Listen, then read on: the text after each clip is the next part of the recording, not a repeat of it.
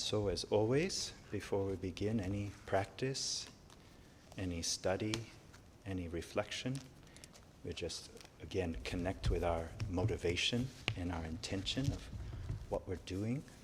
So we have these three essential motivations we try to remember again and again and again, because they're the real essence of the whole great perfection teachings of the three yanas that we're all working on understanding and realizing for the benefit of all beings. So again, just connecting with our joy, our appreciation, how precious this moment is, how precious this life is, how precious to have these teachings in our life, all these four thoughts that turn the mind toward the Dharma. And then, of course, expanding our vast bodhicitta impartially to all beings that, through this time of practicing together, as well as all the things we can do in this life, can truly be nothing but benefit for all beings as limitless as space. And then also, with great devotion, recognize and relax with the innate purity of how perfect this moment is. And so we'll just take a moment, expanding our bodhicitta, relaxing in our joy, appreciation, devotion.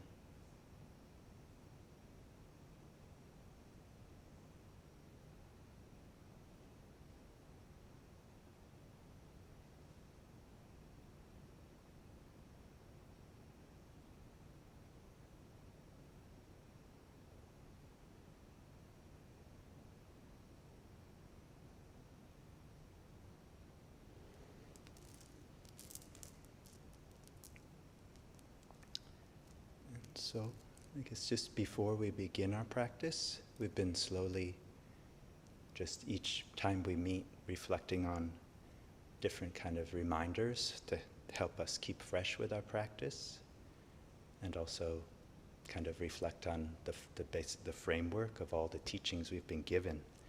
And these Nundro teachings are, of course, the essence of all Buddha's practice, all the Buddhist teachings, and that's why they're so essential, as we've heard, or maybe we haven't, but Nundro means the kind of the foundations, what really needs to be firmly established in our minds and our hearts in order to really be of benefit for ourselves and others with a practice that's alive. And so we're going to just do the practice. If anyone's new to that, we'll do that. And I think we've been kind of slowly going over the structure of the Nundro, which of course, like I just said, begins with our renunciation, or our joy, our appreciation, how precious the moment is. And then bodhicitta, absolute and relative, and our pure perception, our awe at the innate purity of all phenomena, and kind of being introduced to that view, but then how we stabilize that is what's going to make the difference. And so within the structure of the Nundro practice, we have, of course, just our opening prayers, and then we've kind of gone over, to some degree, the four thoughts that turn the mind toward the Dharma, which are basically in our formal practice, as well as our informal, when we're out in the world, just trying to reflect again and again and again on how precious this life is, this precious human birth. And how precious and rare it is, and also how in looking at impermanence, just again and again reflecting on how everything's changing, ceaselessly ceasing, never for a moment still. And then reflecting on the teachings of karma, of cause and effect, that all of our actions, based on our perception and our motivation, have results. And those results are nothing but exponential fruitions of that basic state of mind that our actions of body, speech, and mind do. They follow us, like they say, like a bird. A shadow follows a bird. When the causes and conditions meet, they ripen. So just the inevitability of our action, the results of our actions. And it's our motivation that makes all the difference. And then how we meet those, of course, how we meet what arises makes the difference for the future. And then, of course, in the fourth thought, just looking at samsara, that samsara is misunderstanding the nature as it is. And through that misperception, we're all deluded, we're all misunderstanding, therefore we're challenged, we're going against how things are. So samsara, all aspects, is nothing but challenge, is suffering, is uncomfortable. So just looking at how that's true, both according to the great wisdom words of those who know and see, as well as what we can see in our own lives, just looking at our own experience, observing the world. So these four outer thoughts, just beginning every practice by reflecting on these thoughts, and again bringing them up in our mind from time to time throughout the day, just really helps us to, like Rinpoche says, soften our mind and heart, bring some warmth and moisture to really realize what's truly beautiful, what's really reliable, what turns our mind towards the Dharma. And so then we started to talk a little bit more about the process of taking refuge, which is the inner, essential, really profound Nundro practice. And like refuge is the gateway to all Buddhist practice. Refuge, the essence of refuge means we have some degree of trust and confidence in the Buddha, the Dharma, the Sangha. And all of that is entailed and embodied within the Buddha, within the realization of the teacher. And so we've gone over a little bit of what is Buddha, the life of the Buddha, the outer Buddha, inner Buddha, absolute Buddha, which is also having trust and confidence in our own basic goodness and wisdom and intelligence and capacity, natural capacity for love and compassion. The Buddha nature. Like, again, just it's always a good reminder for me at least. The only difference between fully realized Buddha and ordinary being is the degree to which we realize that. And here with our Nundro practice, Guru Rinpoche is always present. So both in our formal practice, we're keeping the presence of Guru Rinpoche, as well as we walk in the day, trying to feel that presence and the all-pervading wisdom, love, compassion, teaching to awaken us into our own basic goodness and bring out our good qualities and purify our misunderstandings and the results of actions we've done with them, using all these skillful means. And of course, our formal practice time is a time we can really touch home base in order to really awaken and refresh with what's natural and good. And again and again, and just keep going through all the paths and stages of realization that all the different Sangha have. And so, I guess, again, we don't have a whole lot of time, and we all have so many books at hand, from our precious teachers, as well as so many other lineage masters. But just, again, maybe just for a few moments, remembering, reflecting on when we take refuge in then Dharma. What is the Dharma?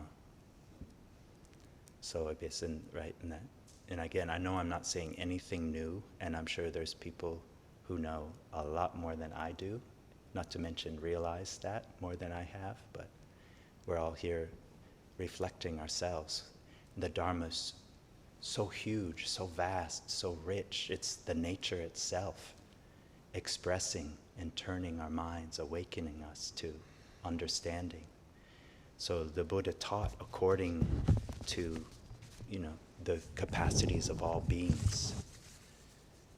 The Buddha is that mind of enlightenment, the realization of the nature as it is, that great vast openness. The Dharma is the natural expression the Buddha gave.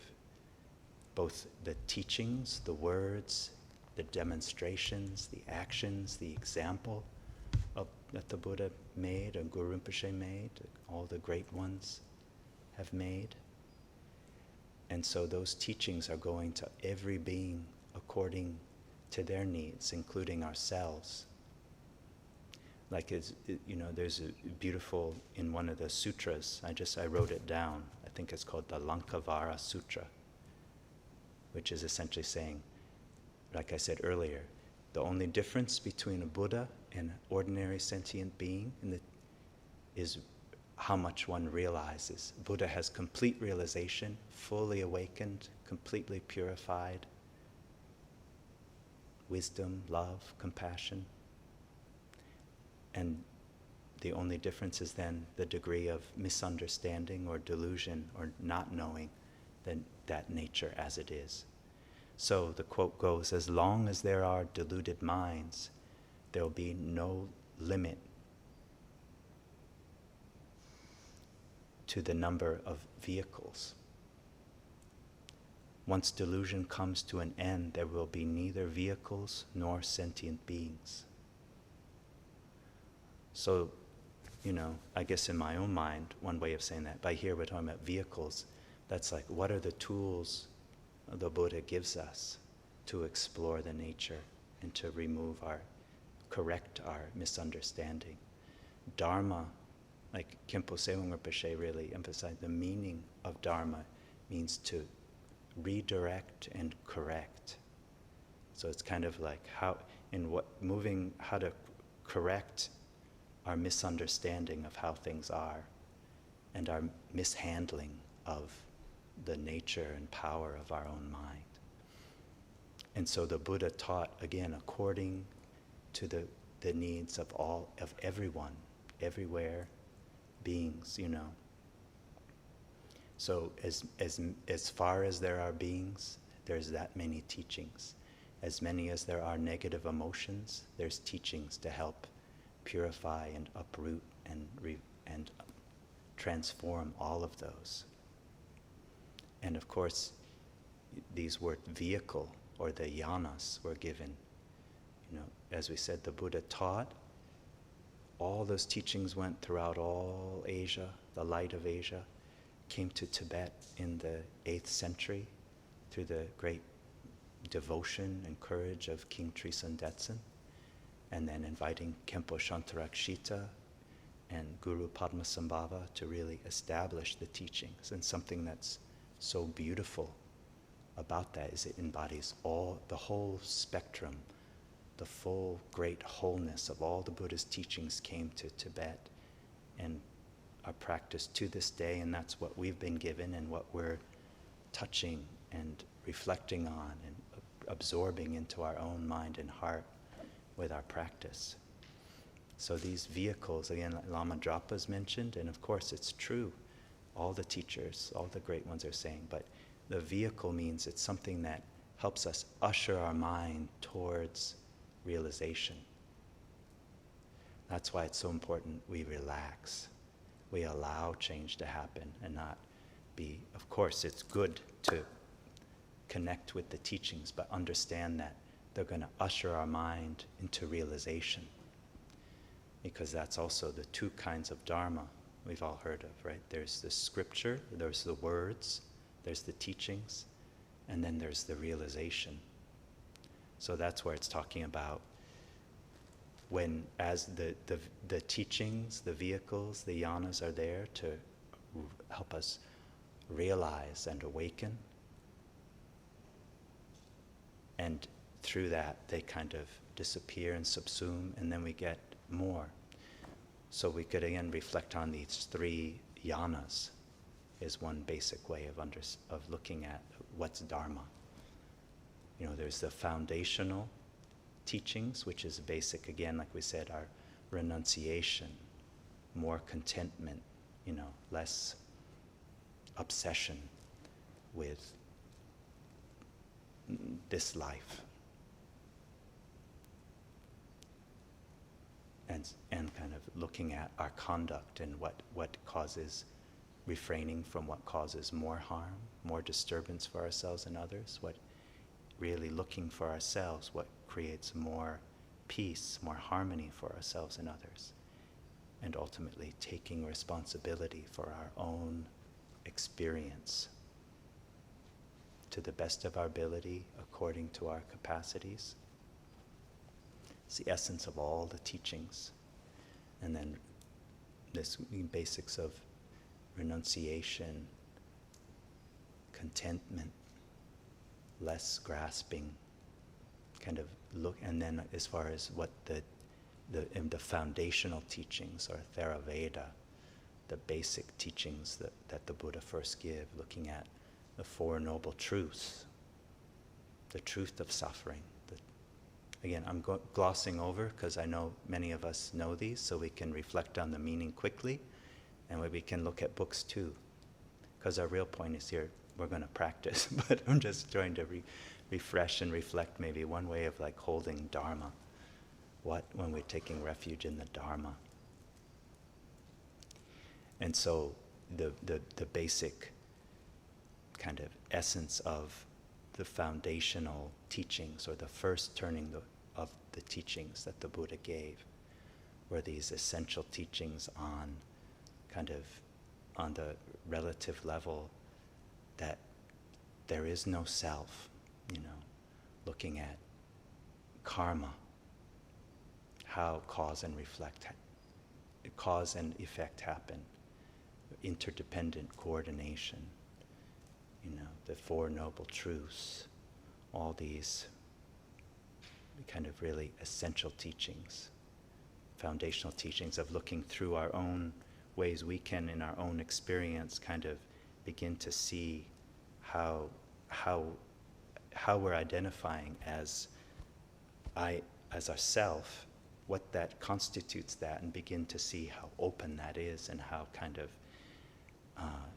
essenceless, how there's no independent me that we can really find if we really explore. And then, of course, on the philosophical level, we have these basic philosophical views that are established in the philosophical schools of basic Buddhism, of fundamental Buddhism, where, kind of on the relative level, there's the aggregates, there's the elements, there's the ways we constitute our experience, but we can see that they're selfless, that we are selfless in nature. But still, that's on the relative level. But on the absolute level, again, according to this philosophy, this basic philosophy, kind of according to our own capacities, then the teachings are that there's actually are kind of substantially existing particles, like maybe in our modern science of atoms or something. And then there's also moments of time that are substantially existing. And yet our experience is on a relative level that's kind of like not seeing that absolute truth clearly. And then when that's investigated a little further, then philosophically speaking, it's established how there's still no self, and there's also no substantially existing particles, but then there are substantially existing moments of consciousness. And of course, there's a whole very complicated expositions on kind of how that view is established. But that's the philosophical view and investigation of reality that's kind of within the foundational Buddhism. Then, of course, sometimes foundational Buddhism is called Hinayana, which is not a derogatory term, but it means, in relation to Hinayana, the Mahayana teachings and philosophical views are greater. The view is greater, the result is greater, and of course the real essence of the Mahayana is the teachings on Bodhichitta, of absolute Bodhichitta, relative Bodhichitta, the paramita practices, the four boundless thoughts, kind of intentional Bodhichitta, fruitional kind of actualizing Bodhichitta, and then also the teachings on the nature as it is, which is then, this is kind of called the second turning of the Buddha's teachings. So in the first teaching, the Buddha is kind of establishing our ordinary kind of impure relative truth experience, ways that we can in our experience explore the reality of it and see how it's open, like for ourselves, not this kind of high-flying, vast view, but actually engage in a way that, again, ushers us towards a clear understanding. And so then, the Prajnaparamita teachings, the teachings on the great emptiness, that not only is self empty, but everything is empty. And of course, if we just read through, recite, and reflect on the meaning of the Heart Sutra, all these teachings are right there. So on that level, the absolute truth in one way begins to be then that everything is mind. So the mind only, or the Chittamatra philosophical view is established. And then through investigating that, we're led to say, well, what is mind? Where is mind? And then the Madhyamaka, or the completely free of extremes philosophy, sometimes called the middle way. And here, middle way doesn't mean it's in the middle, it means free of extremes. So then we know things are established as being free of existing, non-existing, both, neither. Any way we look, things can be, nothing holds up under analysis. If we're really got our wits together and look clearly, we have tools to really see again more directly, at least intellectually, how things are empty and yet appearing, not trying to negate anything, but really just show with the power and the gift of our intellect, if we explore reality, there's nothing substantial to find. And then so based on this really view of great emptiness, and then the pure and the inseparability of appearances and emptiness is then what we have with the Vajrayana, the great unity of emptiness and clarity, of compassion and emptiness, of wisdom and compassion, skillful means and wisdom, all the many different words, but that inseparability of everything appearing, being pure in nature. So that's where it starts to move into pure relative truth, because then the Vajrayana Dharma is where we're going right to a realized view of how everything, all that appears, is Buddha nature, is intrinsically pure, and looking to its nature helps us, through our many skillful means, realize that. So this is kind of big view and lots of details, but I guess the essence of the Dharma is also one way of subsumed or kind of categorized into the three baskets, which I know we've all heard, but these three treasuries that no matter what level, on the Theravada foundational level of the teachings, on the Mahayana level, Vajrayana level, the three baskets are within all of those. And what are the three baskets? So that's Vinaya, Sutra, Abhidharma. And the essence of Vinaya, I think we've heard, is what? Is our conduct or morality. Kind of, again, looking at what's appropriate, what's going to be appropriate and beneficial for the situations we're in, for ourselves at our current capacities and the capacities of others, being more and more attuned to that and acting appropriately according to the situation. And the essence of the sutra is the concentration, the teachings on concentration, and the training is concentration of how to focus, how to really not be distracted. The essence of the Abhidharma is wisdom, how things are.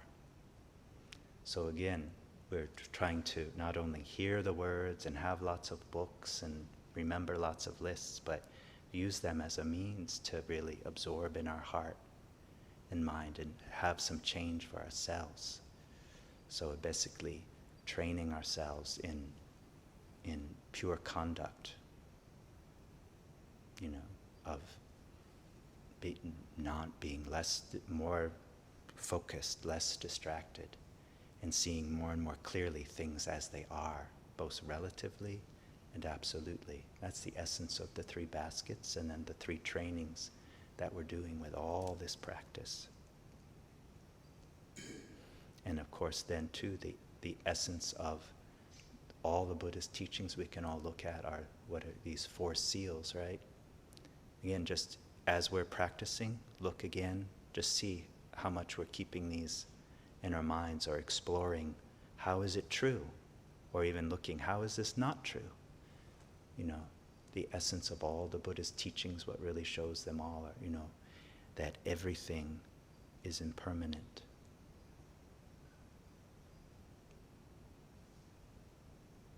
How much how much are we taking that to heart? Just reflecting on that time to time, or seeing how it is, how things are impermanent, and how great that they're impermanent. Of course, we can lose things through impermanence. That's because we've grasped to them that they exist in the first place. But also, if we think about because things are impermanent, that's how we can awaken. That this experience of samsara, as samsara beings, it's based on impermanence. It's based on misunderstanding. The essence of the Buddhist teachings are, things aren't just impermanent, it's also all of from our ignorance, our attachment, our anger, jealousy, doubt, hesitation, all emotions are based in uncomfortableness.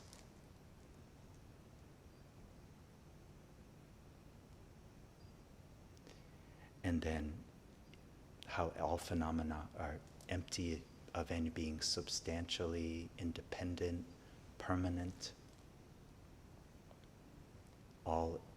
Everything is relying on other things to be something, including ourselves and the universe we inhabit and exist. And then the fourth seal is, of course, nirvana is peace, which means beyond concepts.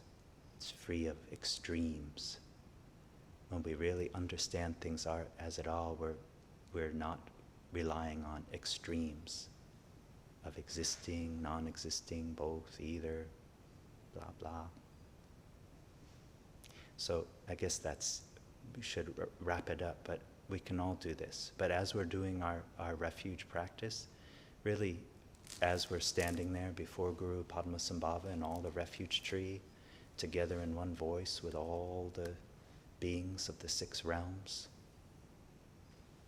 kind of reflecting on the qualities of the Buddha, the meaning of the Buddha, what we can recall and remember of what is the Dharma, both the teachings of the Dharma as well as, the realization, the view, the meditation, the conduct, the results of Dharma, which are embodied in all the Sangha, be there other ordinary beings, all aspiring and practicing, engaging, just beginning on the path, to those, the Arhats, the Pratyeka Buddhas, the Bodhisattvas, all up through the Bhumis, to all the fully enlightened Buddhas, are all our Sangha.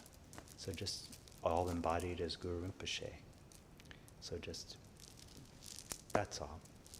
And again, the Buddha's, in all the teachings, the Dharma is pointing out the nature as it is. It's just as we go through these yanas, through these vehicles, the teachings are just more and more direct, more and more vast, more and more detailed.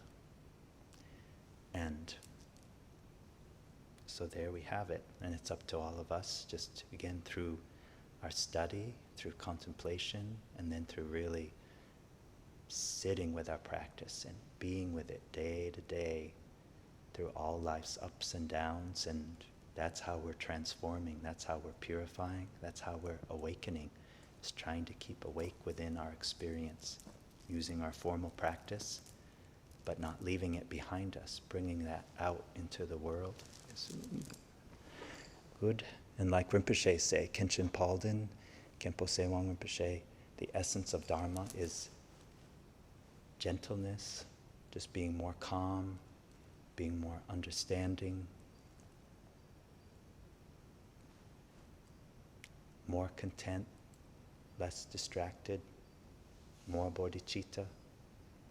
Even if we don't know all these big lists and things, just working with trying to do that is enough, right? So maybe we'll call that it for talking.